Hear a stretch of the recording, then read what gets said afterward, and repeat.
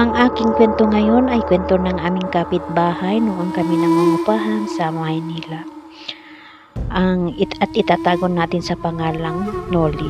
Kilala si Kuya Noli sa kanilang lugar noon siya dahil siya ay pinakamalaking tindahan doon at mabait si Kuya Noli at lahat sa kanya ay bumibili at kinakaibigan niya. May isang anak si Kuya Noli at ang asawa naman niya ay itatago natin sa pangalang Ate Marimar. At nagbabantay ng tindahan at dumating ng kapatid ng asawa niya kasama ang anak nito na 1 taong gulang pa lamang. Tuwing bumibili yung ako sa kanila, ang pamangkin ni Ate Marimar ay kinakaliwan doon habang naghihintay. Ang kulit-kulit ng batang iyon at talagang nakakaliw dahil sa sobrang cute niya. Hapon iyon, naglalaro ang bata, makulit na bata, sa tapat ng tindahan ni Ate Marimar. Habang busy sila naglalaro, may isang matandang babae biglang sumulpot sa likod ni Ate Marimar na nasa edad ng mga 50 anyos pataas at ganun yung edad ng matanda. Ang cute naman yung batang yan, sabay puri ng matanda sa bata. Ang matandang iyon ay kinakatakutan sa lugar nila dahil sa chismis na isa daw itong aswang, pero hindi ako naniwala doon dahil wala naman ebidensya. Oo nga, ang kulit-kulit pa. Matalim ang titig ng matanda sa bata, dahilan ito para umiyak ang bata.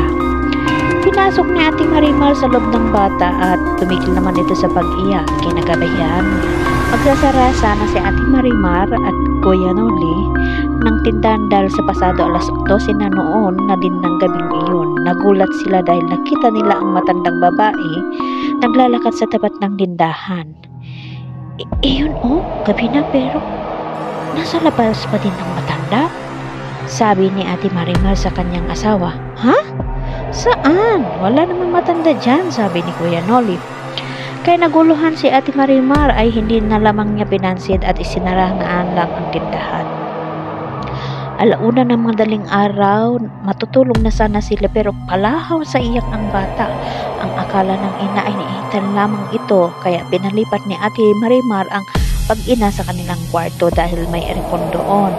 Pero hindi pa rin tumigil sa pag-iyak ang bata. Nilabas iyon sa kanyang ina sa tapat ng bahay sa may terrace pero lalong lumakas ang iyak ng bata. Muli nilang pinasok sa loob ng bata. Ayaw pa rin talagang tumigil sa pag-iyak. Hindi na alam ni Ate Marimar at Kuya Noli maging ang ina ng bata ang gagawin dahil ayaw pa tumigil ng bata sa pag-iyak. Hindi iyon simpleng iyak. Iyak iyon na parang takot na takot. Pinagbasdan nila ang bata, parang nakatakip yung kamay ito sa kanyang mukha. Isang kamay naman ay tila parang nangangapa. Namumutla ang bata dahil sa kakaiyak. Pati ang kanyang ina gusto na rin umiyak dahil sa awa ng bata. Narinig ni Ate Marimar ang gripo na bumukas sa likod ng bahay nila. Pinuntahan niya pero nang nilabot siya makita, mahigpit na kasara ang gripo. Bumalik sa kwarto kung nasan ang bata at ang asawa niya. Laking kulat nila, biglang pumutok ang ilaw at umusok. Kakataon iyon, alam na ni Ate Marimar na inaaswang ang bata. Nagsaboy ng asin si Ate Marimar, buong kabahayan nila at doon tumigil sa pag-iyak ng bata.